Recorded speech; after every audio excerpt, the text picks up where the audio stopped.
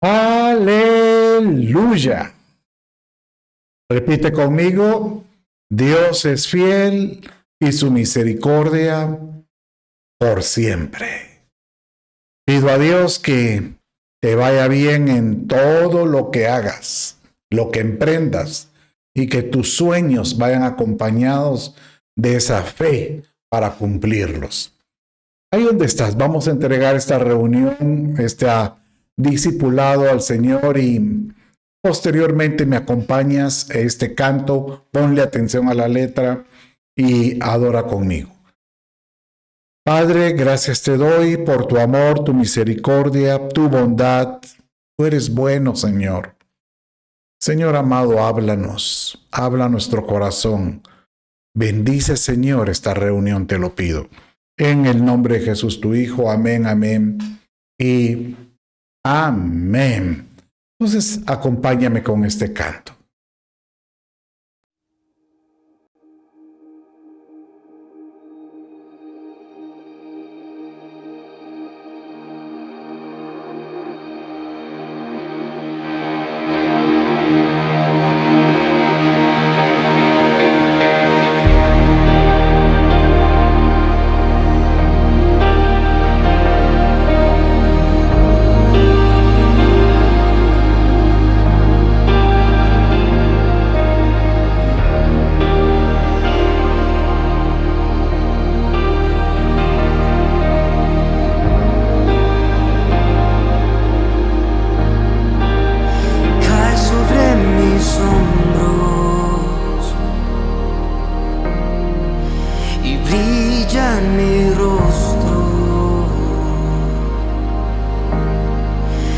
Tú estás aquí, no tengo a dónde ir.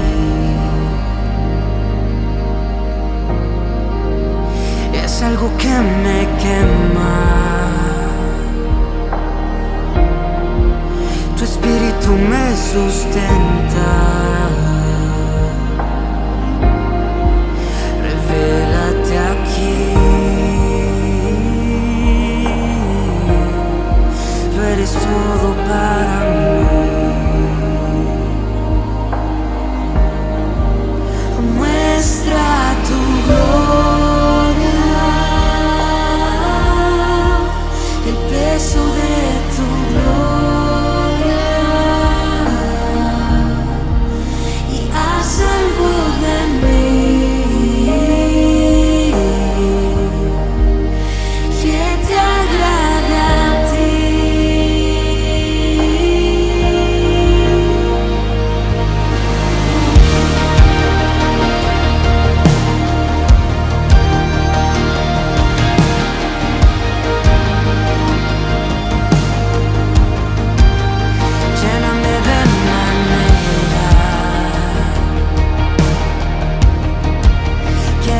En mí tu huella,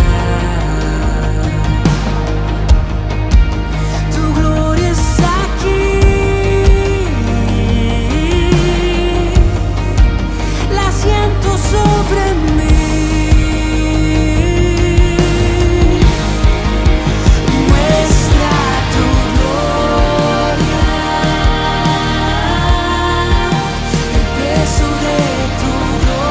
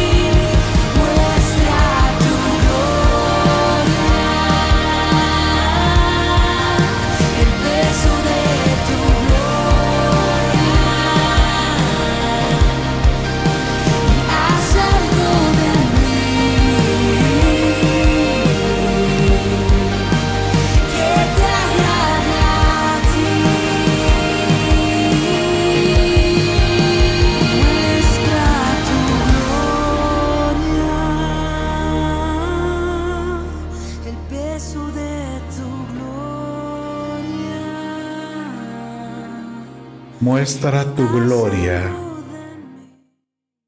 Muéstranos tus secretos. Muéstranos lo interior que hay en tu corazón preparado para tu iglesia. Ese debería ser un clamor continuo de aquel que anda buscando, deseoso de conocer el corazón del Padre, el corazón de papá. Recuerdo que un amigo mío, el profeta Kevin Leal, él en una oportunidad enseñó y contó que dice que él tuvo una especie de separación del cuerpo, que él fue tomado y que en esa visión que él estuvo, dice que el espíritu o la entidad que lo tomó, dice que lo llevó a una especie de recinto y donde él miró un montón de especies como si fuera una biblioteca, pero en lugar de libros eran como casilleros así pequeñitos, un montón, eran cientos de miles. Y dice que él dijo, ¿qué es esto? Y él dice que le dijo, esto es la vida de cada uno de los escogidos. Y dice, en uno está lo que Dios escribió acerca de él, que debería de ser su propósito, llamado el libro de las obras. Y en el otro se escribe lo que realmente está haciendo, el libro de las memorias. Posteriormente voy a explicar un poco más de esto, pero dando a entender, y le estaba diciendo, pero muchos no han cumplido lo que tenían. Y en eso lo llevó a otro recinto y ves eso, le dice, todos esos son cantos, notas musicales que aún no han bajado a la tierra, esperando a que alguien pueda clamar, muéstranos tus secretos, muéstranos tu gloria, muéstranos lo que tú tienes preparado. Y creo que ese debería ser nuestro clamor. Por eso iniciamos este tema acerca de misterios de la Biblia, porque lo que habla son lo que hay en el corazón del Padre, lo que hay, esos secretos, esos misterios, tal como dice Deuteronomio 29, 29, de esta manera. Acompáñenme. Las cosas secretas pertenecen al Señor nuestro Dios, mas las cosas reveladas nos pertenecen a nosotros y a nuestros hijos para siempre, a fin de que guardemos todas las palabras de esta ley. Entonces, yo cuando leo un verso como este, me atrevo a decirle a aquellos que están en la alabanza, aquellos que están enseñando, aquellos que están desarrollando alguna labor especial para Dios, para mi Padre, que puedan clamar para que Dios les muestre cómo bajar esas notas nuevas, notas musicales, cómo poder tener esas nuevas revelaciones de la palabra para poder enseñar, o cómo poder tener esa sabiduría para poder gobernar o actuar en el trabajo o en lo que hagas como testimonio, pero que Dios tiene cosas que nos pertenecen a nosotros y que no las pueda revelar conforme a su palabra, ¿verdad?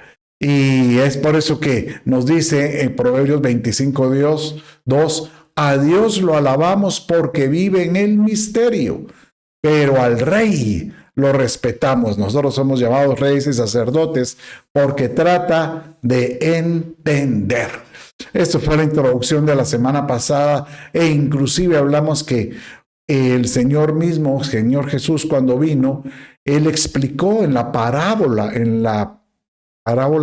del sembrador, cómo es de que hay personas que la palabra se les revela y algunos, pues, esta revelación logra dar fruto, pero en otros se pierde totalmente, ¿verdad? Él introdujo esa parábola de esta manera.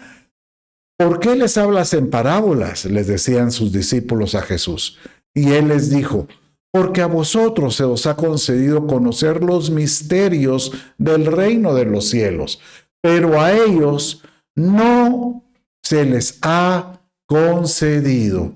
Entonces, si tú no lograste alcanzar a ver el discipulado anterior, te animo a que lo puedas hacer, porque ahí explico cómo es que logramos entender cómo es que Dios quiere mostrar sus secretos por medio de su palabra y que se nos revelen de una forma amplia y que podamos tener ese deseo de conocerlo. Es más, él sigue diciendo después de esta manera que aquel que solo busca al Padre para una solución temporal, obviamente Dios saca su sol sobre justos e injustos. Y Él, por supuesto, que va a poder atender ese clamor que tú tienes. Pero solo lo buscaste por eso. Entonces todo lo que gira alrededor, su presencia, su palabra, la unción, entra por aquí y sale por acá. Por eso es que dice aquí, presente pero ausente. Dice aquí en Mateo 15, que es la continuación del verso anterior, de esta manera: porque el corazón de este pueblo se ha engrosado y con los oídos oyen pesadamente y han cerrado sus ojos para que no vean, para que no vean y oigan con los oídos y con el corazón entiendan, ¿verdad? Entonces, prácticamente está diciendo que algunos lo miran, pero no logran percibir. Oyen, pero no logran entender. Y sienten, pero no logran, pues, sentir espiritualmente hablando, porque está engrosado el corazón. Entonces, el anhelo es: Señor, revélate, muéstrame cómo podemos hacerlo. Y dice 1 Corintios capítulo 2, verso 10 de esta manera: pero Dios nos la reveló por medio del Espíritu, porque el Espíritu todo lo escudriña, aún las profundidades de Dios. Aleluya. Esto me hace recordar otro verso. Te lo voy a leer. Dice en Isaías capítulo 42, verso, vamos a ver, es Isaías 43, verso 2. Ahí es donde está.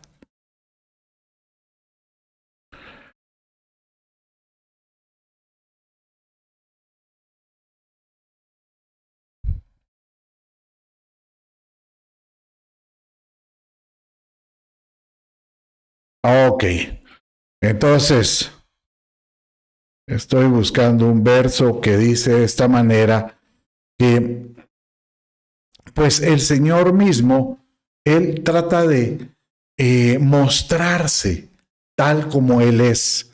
Y Él dice: cuando pases por las aguas, yo estaré contigo. Y si por los ríos, no te anegarán. Cuando pases por el fuego, no te quemarás, ni la llama arderá en ti. Entonces, dice ahí que Él mismo va a ser el que nos rescate, dando a entender que en medio de la prueba, en medio de cuando Él provoca que nosotros levantemos el clamor para pedirle una respuesta, en esos momentos es cuando se abren nuestros sentidos espirituales y podemos nosotros, pues, también entender muchas de sus misericordias, muchas de sus bondades, mucho de lo que Él tiene para nosotros, ¿verdad? Bendito sea mi Dios en todo sentido. Y que Él abra nuestros ojos para poderlos ver.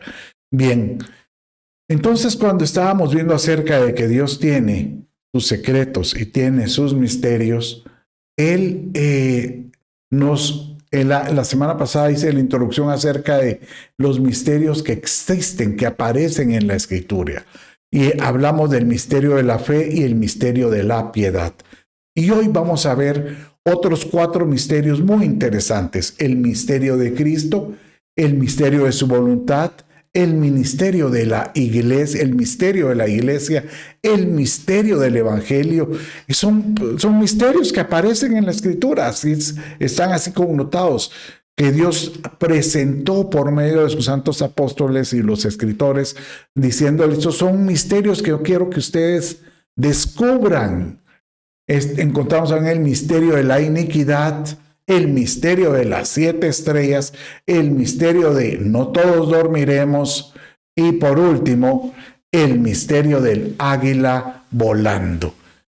Ahí, si usted tiene su cuaderno o tómele una fotografía a este esquema y téngalo por seguro que Dios le va a seguir hablando, porque si algo Él quiere es hablarle a su pueblo y que tú puedas encontrar en ellos pues una respuesta de Él, ¿verdad? Gracias, Señor amado, por tu palabra. Bueno, mis amados, entonces hoy vamos a entrar con el misterio que nos compete, y es el misterio de Cristo. Entonces, en el tiempo que nos queda, vamos a tratar de ver 4 misterios muy importantes. Resumiendo, la semana pasada vimos el misterio de la piedad, que es cómo es que Jesús se despojó de su divinidad para poder tomar una forma como de esclavo, dice, y en esa transformación, Él pues lo hace por amor a un pueblo. Entonces, ese efecto de dejar su naturaleza divina para tomar una naturaleza terrenal y demostrar que aún con la naturaleza terrenal él sufrió todos los embates con debilidades que todo hombre puede tener, pero él salió victorioso. Pero ahora encontramos otro misterio que se le llama ¿por qué el misterio de Cristo? Y Cristo significa, en el original es el Mesías, o sea, cuando aparece, o el ungido, cuando aparece en el Antiguo Testamento, cuando ellos hablaban del Mesías, se le llamaba el ungido. Y en el Nuevo Testamento, cuando aparece Cristo, es el ungido. O sea que era el esperado. Pero dice Efesios 3, 4, 5, dice así: en vista de lo cual, leyendo, podréis comprender mi discernimiento del misterio, oye lo que dice aquí, del misterio de Cristo. En otras generaciones no se dio a conocer a los hijos. Esto es muy importante, esta frase.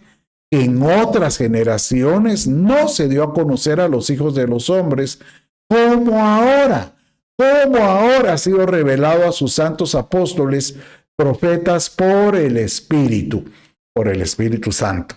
Bueno, entonces, ¿cuál es el misterio de Cristo? ¿Por qué se vuelve tan misterioso? Pues lo que da a entender es que anteriormente, antes que Él viniera, Dios se manifestaba en su presencia, en una presencia muchas veces Shekinah, o sea, en una esencia, y Él descendía. Por ejemplo, Abraham levantaba un altar y Él descendía en fuego. Dice que cuando estaba el tabernáculo de Moisés, él se manifestaba y su presencia estaba en el lugar santísimo y era una esencia, dice Shekinah, que no la podían ver y que era muy delicado, aunque ellos podían ver unas, llamámosle, lo que él se presentaba por medio de representaciones. Por ejemplo, de día él decía, yo estoy en la nube que los acompaña, y de noche estoy en la columna de fuego. Y esas se posicionaban exactamente en el tabernáculo. E inclusive dice que Dios mismo, el Señor, tomaba forma de humano y venía a la tierra.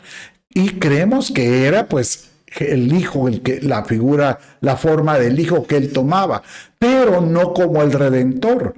Él se presentaba como el Dios Padre en una figura humana, pero no, la figura humana no venía como el Mesías, como el Redentor, sino como un padre siempre. Entonces, ¿cuál es el efecto de ver el misterio de Cristo? Es cómo es que Dios tenía planeado o en su estrategia o en su diseño celestial, que la presencia de Él ya no iba a estar, espérenla cuando Él llegue, no, ahora podía estar permanente en las personas. ¿Cómo? Por medio de Jesucristo en el corazón de los individuos. Cuando el Señor nos habla en el corazón y cuando el Espíritu de Dios está viviendo dentro de ti. Por eso es que posteriormente se dice que, ¿cómo es posible eso de que Él en su deidad haya tenido que tomar toda su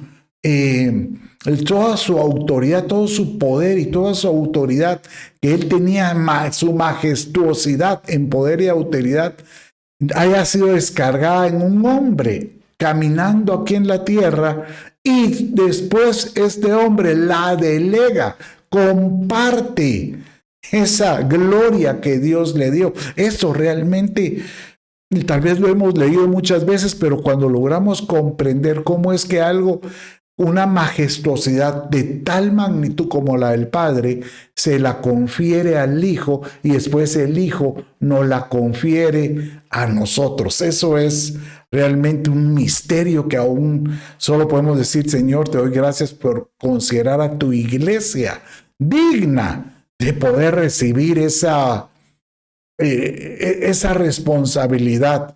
Dice Colosenses capítulo 2, 9 y 10 de esta manera: porque toda la plenitud de la deidad, imagínense, o sea, uno lee este verso, pero cuando uno trata de ver es toda la majestuosidad de Dios, residió corporalmente en un ser corpóreo que era Jesucristo mismo.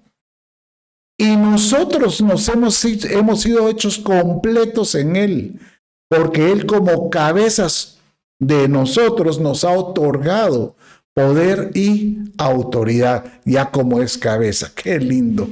Bendito sea mi Dios por esta misericordia. Y sabes, realmente el leerlo pareciera sencillo, pero el comprenderlo, tratar de decir: ayúdame a comprender esa obra que tú hiciste, porque es algo como, ¿sabes? Como que si yo quisiera decirte toda la energía que produce una hidroeléctrica, porque ahí pasa, digamos, en Guatemala tenemos varios ríos muy fuertes que tienen mucho caudal de agua, y tenemos nosotros una represa Chixoy, y esta pues suministra al país alrededor del 25 al 30% de la energía que es generada por la hidroeléctrica.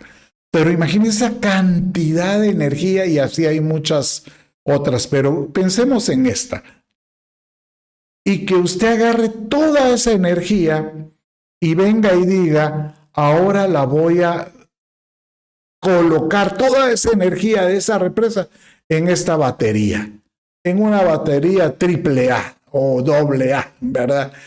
En una pequeña batería, esa ahí va a estar toda la energía. Eso cualquiera diría, no, eso es imposible. ¿Cómo es posible que en esa batería usted va a tener todo el poder de la energía que sucede en esa que se produce en eso? Entonces, de la misma manera hay que entender que toda la plenitud de la deidad de mi Padre, Él la vertió en el Hijo. Francamente, lo único que puedo decir yo, Señor, te doy gracias. Y aún te doy gracias cuando que eso se vuelve otro misterio más. ¿Cómo es que Él decide con esa autoridad entrar en nosotros? O sea, todavía Jesús, usted diría, bueno, es el Hijo de Dios, pero que Él decida, yo voy a compartir mi gloria para que lo que yo tengo se los pueda otorgar a ustedes. Aleluya. ¿Cómo es posible? Mire cómo dice Colosenses capítulo 1, 27.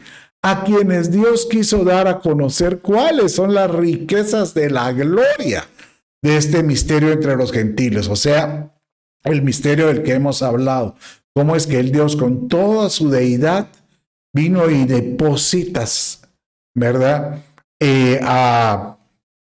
Pues en un hombre toda esa gloria, y después esa gloria se vierte en nosotros cuando dice que es Cristo en vosotros, la esperanza de la gloria, dando a entender de que Jesucristo habita contigo en todo su poder. Cuando uno medita en términos de este tipo, de que el que es llamado cristiano, mire, ahorita uno oye en el medio y a nivel mundial a todo aquel que lleve una cruz colgada en el pecho o que cree en la cruz de Cristo y se le llama cristiano, indistintamente si tiene a Cristo en el corazón, pero él se llama cristiano. Y así de esta manera así nos conocen todas las religiones en el mundo. Pero a estos que se llaman cristianos, porque creen en una cruz, incluso ellos pueden decir, no, yo sé que Jesús es el Hijo de Dios, pero no se les ha revelado el misterio de Cristo, se conducirían de otra manera, se comportarían de otra manera. Y es algo que yo quiero provocar en ti, que tú puedas entender que si tú eres cristiano y un día le abriste tu corazón a Jesús para que Él entrara en él y que dejaste que el Espíritu Santo posteriormente empiece a hacer su obra de redención para que nosotros podamos parecernos más al Padre, solo quiero que imagines que lo que Dios está diciendo es de la misma gloria que yo le di a mi Hijo, de toda mi divinidad, de toda mi riqueza, de mi gloria que yo se la di al Hijo, ahora te la estoy confiando a ti. Y tú te estás convirtiendo en un representante del reino de Dios o representante del Padre y de su reino en esta tierra.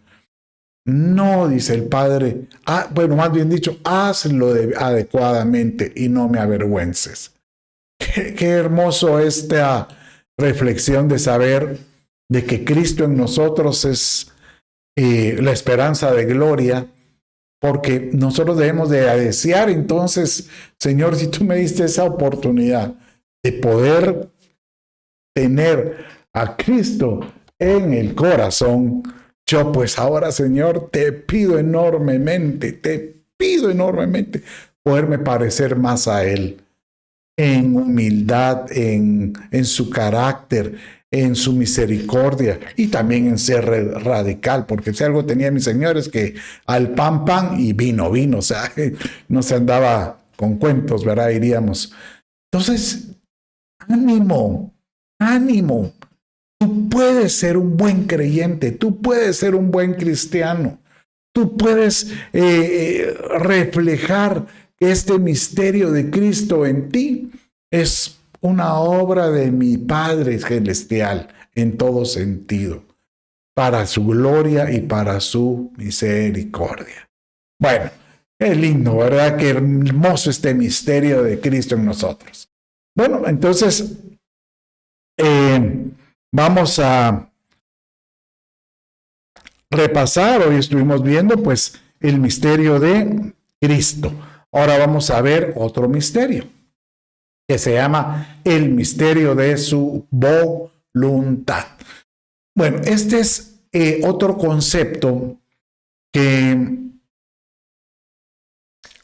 nos obliga a pensar que, si bien es cierto, viene el Padre y te dice: por cuanto tú eres un vaso al cual yo estoy depositando mi gloria, mi divinidad, lo que yo soy, obviamente no voy a dejar que tú utilices eso a tu discreción o a tu antojo, como tú quieras, aunque muchos así lo hacen y honestamente no le sacan una sonrisa al Padre. Entonces Él dice: mi anhelo es que tú puedas estar haciendo mi voluntad. Mire cómo dice Efesios capítulo 1, verso 8 al 10. En toda sabiduría y discernimiento nos dio a conocer el misterio de su voluntad. O sea, acuérdese, poder conocer su voluntad, obviamente para muchos es un misterio, pero nosotros tenemos la obligación de descubrirlo. Y por eso Él nos da sabiduría y discernimiento, porque el que descubre cuál es la voluntad en nuestra vida, dice el verso, según el beneplácito que se propuso en Él, con miras a una buena administración en el cumplimiento, aleluya, en el cumplimiento de los tiempos. Bueno, en otras palabras, Él lo que está diciendo es: si tú logras encontrar el propósito por el cual tú naciste, diseñado por mí, antes de tu nacimiento, dice que antes que nosotros naciéramos ya estaba escrito que era lo que deberíamos de estar haciendo, que esa es el propósito de su voluntad, que dice, como dice el verso porque es un beneplácito, es una benevolencia, es un placer de bien de Él, o sea, para Él le da placer que tú puedas encontrar el diseño de tu nacimiento o el diseño de tu vida para poder hacer lo que Dios mandó. ¡Qué lindo! Y de esta manera se están cumpliendo, pues obviamente los tiempos que hay en nosotros, ¿verdad? Porque está escrito. Y aquí vamos a repasar en la introducción que yo hice al inicio de esta enseñanza, cuando él dice de esta manera. Entonces, dice el Salmo 47, mire cómo dice, Salmo 47 y 8. Entonces dije: he aquí vengo, en el rollo del libro está escrito en mí. Oiga, el rollo del libro, estamos hablando, está escrito, o sea, es como ver un libro. El libro está en el rollo del libro, está escrito de mí. Me deleito hacer tu voluntad. Dios mío, tu ley está dentro de mi corazón. Entonces, este rollo del libro que estaba escrito acerca de mí, fue escribió antes que nosotros naciéramos, porque ahí estaba escrito el diseño de lo que el Padre vino y dijo: me puede hacer muy útil en haciéndome esto. Y si logra hacer lo que yo escribí, que era mi voluntad, me va a deleitar. Por eso dice ahí: me deleito en hacer tu voluntad. Porque encontró el propósito de su diseño. Y esto se llama, repita conmigo, el libro de las obras. Ya, si usted mire, hay diferentes libros, sí. Vimos en el año pasado, que yo quisiera que usted quisiera aprender más de esto y no sabe acerca de los libros, busque ahí entre mis videos de enseñanza de discipulados y va a encontrar que está en los libros y va a ver qué cantidad de libros. Vimos que habían más de una docena de libros que Dios destinó para que nosotros entendiéramos más lo que Él tiene registrado para nosotros. Y entonces, el libro de las obras registra cuál es la voluntad escrita por Él antes de nuestro nacimiento. Y en el libro de las memorias se registra, pues obviamente, lo que nosotros estamos haciendo. Y el día de mañana que estemos delante del tribunal de Jesucristo, cuando tengamos que dar cuentas, los cristianos, estamos hablando de todos los creyentes, porque los que no son creyentes van a tener que dar cuentas en el tribunal blanco de Dios. O sea, ese es prácticamente un tribunal de condenación, de sentencia. Pero el tribunal de Cristo puede ser un tribunal para dar recompensa o, obviamente, pues, tener que ser purificados posteriormente. Entonces, oiga esto. En ese tribunal va a salir de alguna forma, tú fuiste diseñado para esto o hiciste esto. Y no sé si va a ser ponderado. Yo como ingeniero, yo diría, bueno, tú tenías que haber hecho el 100 y solo hiciste el 30 o el 60 o el 100, que es lo que yo a veces podría apreciar conforme a la escritura. Y cada uno va a ser compensado con relación a sus obras. Que tú puedas estar haciendo la voluntad de mi Padre en todo sentido y podamos nosotros desear conocer su voluntad. Diga conmigo, repite ahí donde estás, quiero conocer la voluntad de mi Padre.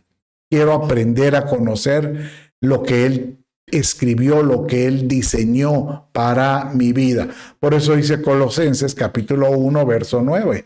Por esta razón, también nosotros, desde el día que lo supimos, no hemos cesado de orar por vosotros y de rogar que seáis llenos del conocimiento de su voluntad en toda sabiduría y comprensión espiritual. Aleluya. Padre mío, que yo pueda, Señor, serte agradable. Qué lindo esto cuando habla de que realmente el conocer la voluntad del Padre es un conocimiento, ¿verdad? El conocimiento de su... ¿Por qué? Porque lo que hay que hacer es conocimiento de conocer, gnosis. Que yo pueda, Señor, lléname del conocimiento, de la habilidad para conocer. Y como aquí dice, y esto es una comprensión en toda sabiduría y comprensión espiritual, creo que, bueno, no creo, ahí dice la escritura, que tú puedes pedirle al Espíritu de Dios, ayúdame a conocer la voluntad del Padre en mi vida y que no se haga mi voluntad sino la de Él. Ayúdame, Señor, a conocer ese propósito. Y como es una comprensión espiritual, el Espíritu viene y agarra lo profundo, los secretos de Dios y no las muestre. Pero eso nos obliga a tener que ser seres espirituales. Señor, que yo pueda desarrollar un espíritu sensible a los secretos de mi Padre. Bueno, vamos a seguir estudiando otro misterio. Mire, este otro misterio que viene es otro misterio hermosísimo, lindo, porque nos compete a nosotros también. Y es el llamado el misterio de la iglesia. ¿Pero qué? ¿Cómo así? O sea, miren, iglesia, un nombre, llamémosle así, significa eclesia. Eclesia. Y eclesia significa, pues, los reunidos. Como decirte, para ser levantados, o sea, los reunidos para un propósito, ¿verdad? Entonces el Señor, cuando Él establece su iglesia, dice, esos son los mis reunidos, los que yo reúno para un propósito. Obviamente, mientras que estamos aquí, nuestro propósito es seguir adorando al Señor. El propósito es seguir siendo edificados para el Señor. Pero después Él a la iglesia escogida, a la amada, obviamente la va a levantar. Y a los que vayan a ser escogidos para hacer que se casen con Él, van a ser casados. Los que tengan que ser purificados, van a ser purificados. Pero mire cómo dice Efesios 5, verso 32. Grande es este misterio, mas digo esto respecto de Cristo y de la iglesia. Entonces, Pablo mencionó esto de grande es este misterio cuando él dijo, ¿cómo es posible que él nos compara con, él haya escogido a este grupo de gentiles, a este grupo de la iglesia? No son los israelitas, no es el pueblo escogido, no, es un grupo de personas que básicamente Él escogió, que estaban fuera de diseño ante los ojos de la humanidad, sino que eran todos aquellos que estaban errantes en el camino, pero algunos dijeron, yo quiero encontrar ese camino nuevo. Y así se fue conformando ese nuevo grupo de llamados para un propósito, ¿verdad? Y él, por eso le decía, grande es este misterio de Cristo y la iglesia, porque él dice, ¿cómo es posible que él nos compara inclusive como la relación de el esposo con la esposa terrenal? Que él mismo, Cristo mismo, no solo, ya vimos el misterio de la piedad, que él se despojó de su deidad y todo lo que él tenía. Después vimos el misterio de Cristo, cómo es que él en ese individuo corpóreo recibió, caminó con todo el poder y la autoridad de Dios y la confirió a su iglesia. Pero ahora tenemos que ver por qué la iglesia, de dónde sacó la iglesia. Y él agarra una iglesia que era una mujer nómada, así como cuando, hay varios ejemplos, pero cuando Noemí, por ejemplo, que viene y llega a Moab, y de ahí ella agarra a su nuera, que es Ruth. Y esta mujer que no pertenecía a un pueblo, la adquiere y se la lleva, y se la lleva de regreso a Belén, o sea, al pueblo de Israel, y dice, esta que no pertenecía de nosotros, ahora va a ser parte, va a ser como que no lo tenían por ser hasta moabita, era desechada, pero ahí está, como Rahab, que Rahab era también una mujer con una profesión, imagínense, era una prostituta, y ella se convirtió nada menos que parte del linaje, como Ruth, del nacimiento de Cristo, y fueron tomadas para ser parte de nada menos que la esposa del Cordero. O sea, en otras palabras, el Señor te dice, si tú no te merecías nada, pero por amor yo me entregué a ti. Ustedes eran gentiles, no eran ni un pueblo. Y ese pueblo gentil fue prácticamente arrancado, fue tomado de las afueras, pero fue injertado. Mire cómo dice Romanos capítulo 11, verso 25 acerca de esto. Pero no, porque no quiero, hermanos, que ignoréis este misterio, que está el misterio, para que no seáis sabios en vuestra propia opinión. Que a Israel le ha acontecido un endurecimiento parcial hasta que haya entrado. Mire, vuelvo a leer despacio, por favor. No quiero, hermanos, que ignoréis este misterio, para que no te vuelvas sabio en tu propia opinión. de que Israel lo que le ha acontecido es un endurecimiento parcial, o sea, el corazón se ha engrosado. ¿Y cuándo es que se va a desquebrajar? Hasta que haya entrado la plenitud de los gentiles. Ahora, ¿cómo entraron esos gentiles? Bueno, lo dice el verso anterior, y dice así: porque si tú fuiste cortado de lo que por naturaleza es un olivo silvestre, así éramos silvestres, nómadas, y contra lo que es natural, o sea, lo que está en contra del diseño que Dios había establecido, Él toma a estos que no lo merecían y los injerta. Fuiste injertado en el olivo cultivado, o sea, en el pueblo que Él había planificado. Entonces Él dice, ¿cuánto más estos que son las ramas naturales serán injertados en su propio olivo? En otras palabras, es linda esta expresión porque quiero que medites en esto.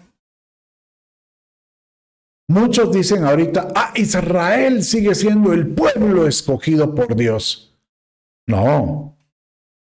Israel era el pueblo escogido por Dios. Era.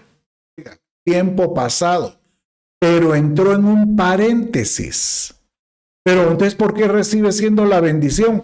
Porque Dios siempre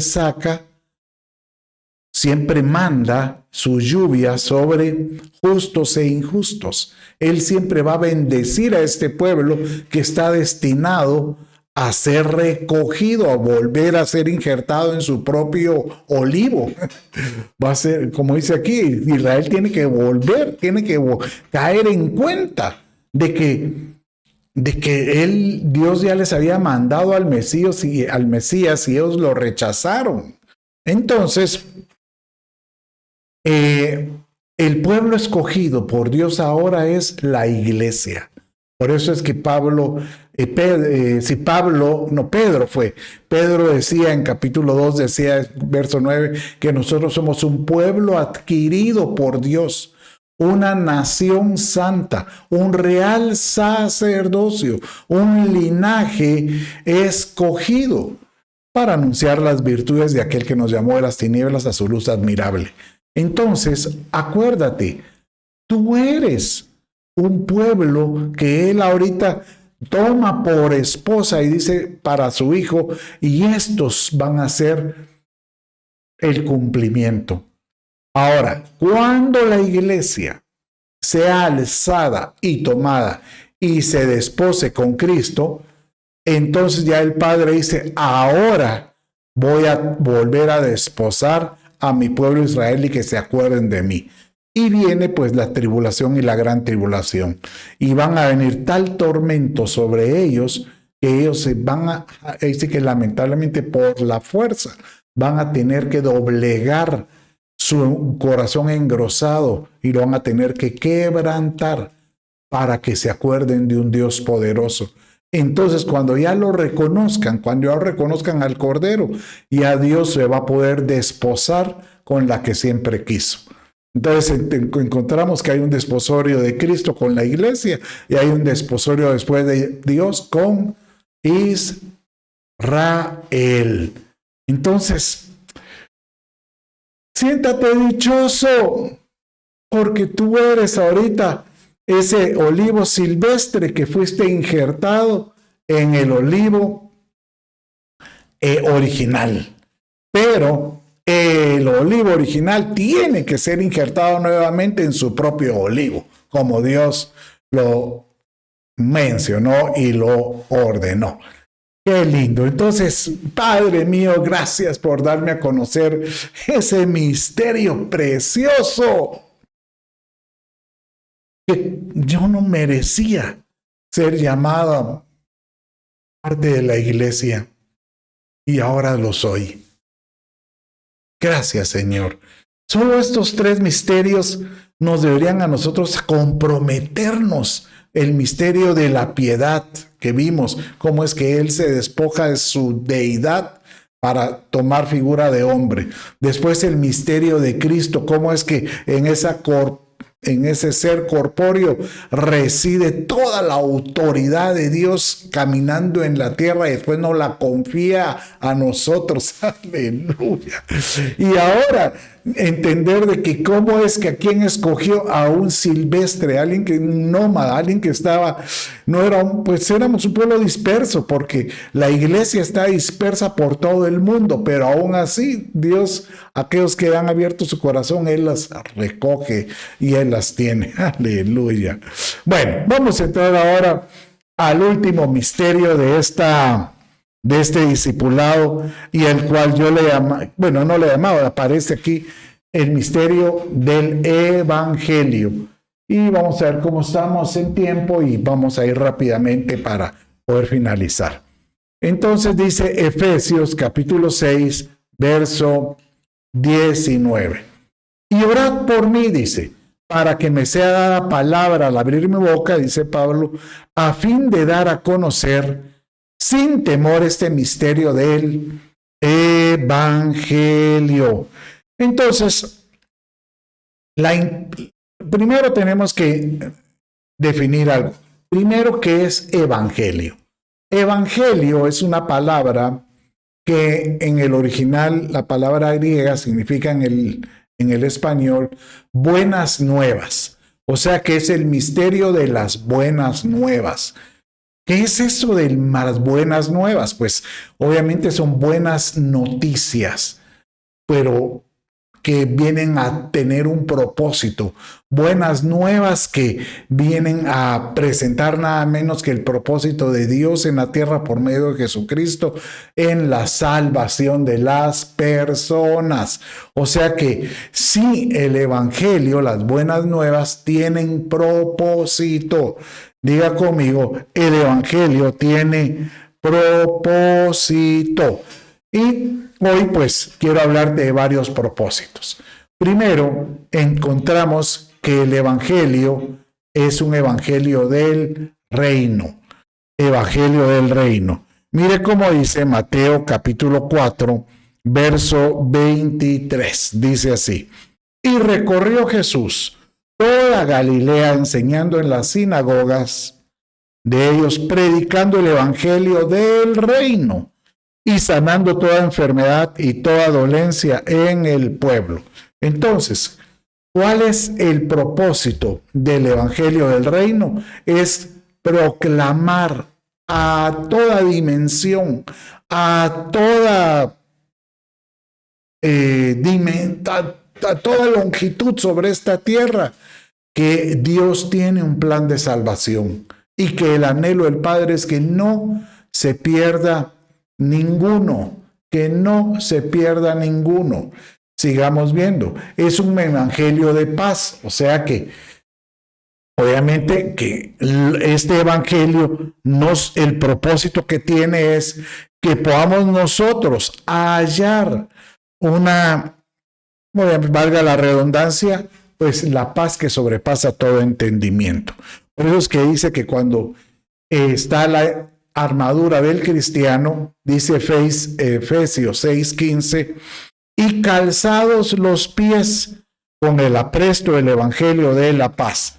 O sea, porque es en el cristiano deberíamos tener en los pies el calzado del evangelio, porque donde quiera que tú camines, donde quiera que vayas, tu pisada debería de marcar ese lugar con el mensaje de paz a vosotros, shalom, y que la gente diga, ¿y vos qué tanta paz? ¿Qué es eso de paz a vosotros? No, lo que pasa es que la gente sepa es que este es cristiano, este tiene a Cristo en el corazón, y el que es creyente dice que la paz que sobrepasa todo entendimiento llenará vuestros corazones, dice Filipenses. Bien, pero también es un evangelio de gracia. Y obviamente esto está diseñado para todo mundo. Mire cómo dice Hechos 20:24. Y dice de esta manera: pero de ninguna cosa hago omiso, dice, De ninguna cosa hago caso, dijo, ni estimo preciosa mi vida para mí mismo. Con tal, dice Pablo, que acabe mi carrera con gozo y el ministerio que recibí del Señor, para dar testimonio del Evangelio de la gracia de Dios. Entonces, ¿por qué se llama gracia? Pues es muy parecido como los dones, que son regalos. La gracia es como un don no merecido. Es como no mereciendo yo lo que Dios me ha dado. Yo puedo venir y estoy dispuesto a que mi vida se vuelva un testimonio. O sea, el que es cristiano debe de caminar con esa convicción que donde él vaya, él lleva en su identidad la salvación del Padre. Y eso debería de ser un reflejo a donde quiera que él vaya. Y por ende es un evangelio de salvación, tal como lo dice Efesios capítulo 1, verso 13. Y dice así: en él también vosotros, habiendo oído la palabra de verdad, el evangelio de vuestra salvación, y habiendo creído en él, fuisteis sellados con el Espíritu Santo de la promesa.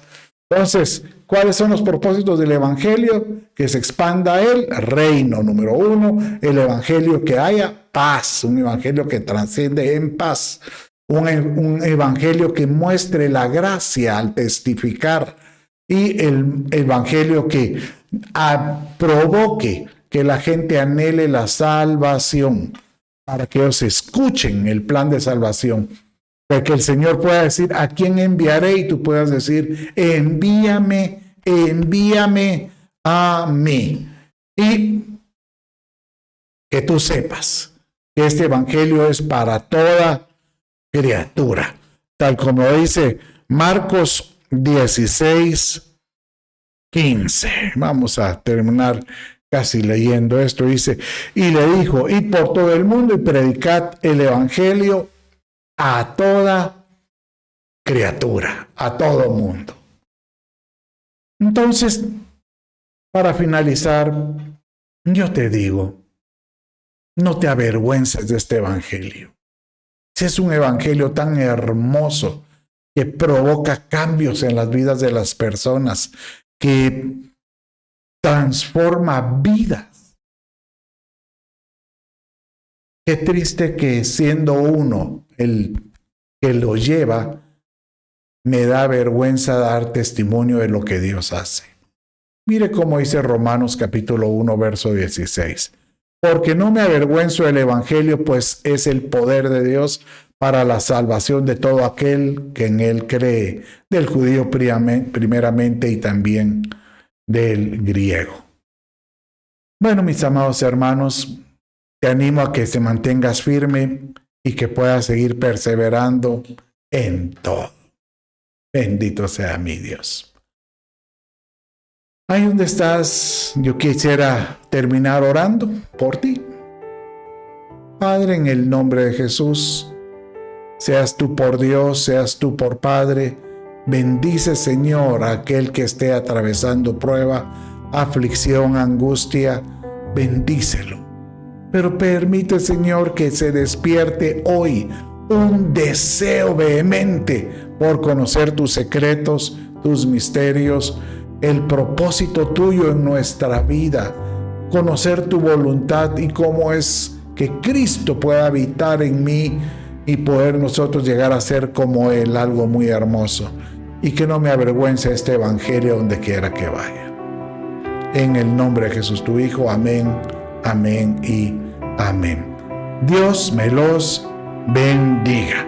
Bendiciones.